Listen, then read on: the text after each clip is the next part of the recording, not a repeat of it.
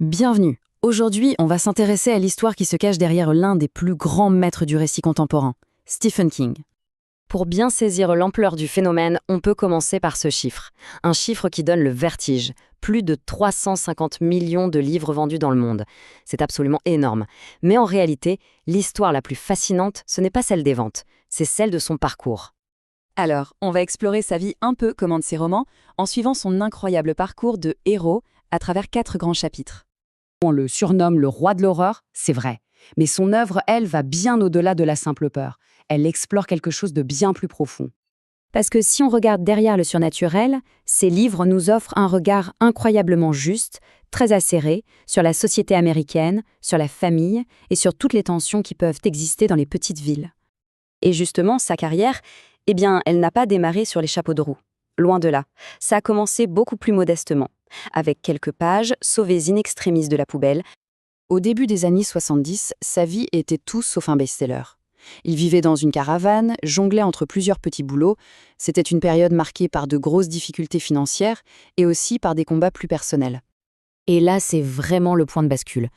Tout s'est joué en 3 étapes. Un enchaînement incroyable qui a complètement changé la donne. D'abord, il jette son manuscrit, pas convaincu. Ensuite, sa femme, Tabitha, le récupère et le pousse à continuer.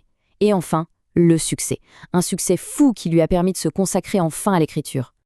Mais voilà, avec un succès aussi immense est venue une pression tout aussi immense. Et c'est ce qui a mené à la création de son alter ego, sa part d'ombre. Il a donc créé Richard Bachman. C'était un pseudonyme qui lui offrait une liberté totale. Il pouvait publier plus, explorer un style beaucoup plus brut, plus sombre, sans avoir tout le poids du nom Stephen King sur les épaules. Ce qui est fascinant, c'est de voir cette scission dans son identité créative.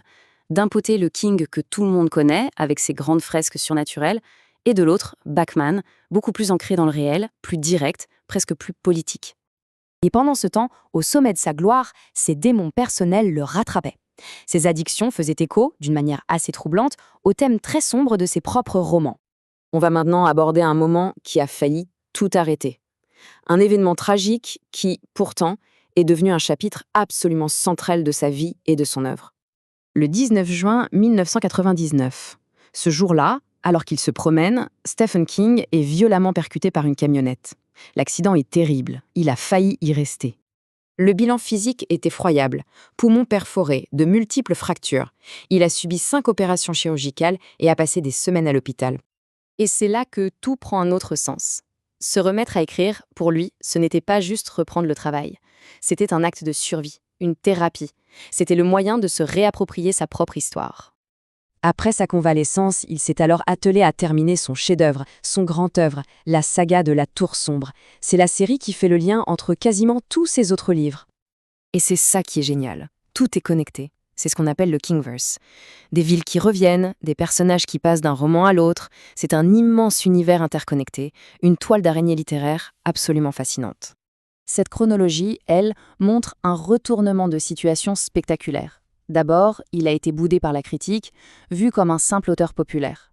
Et puis, peu à peu, il a été reconnu, célébré, jusqu'à devenir une figure incontournable de la littérature américaine.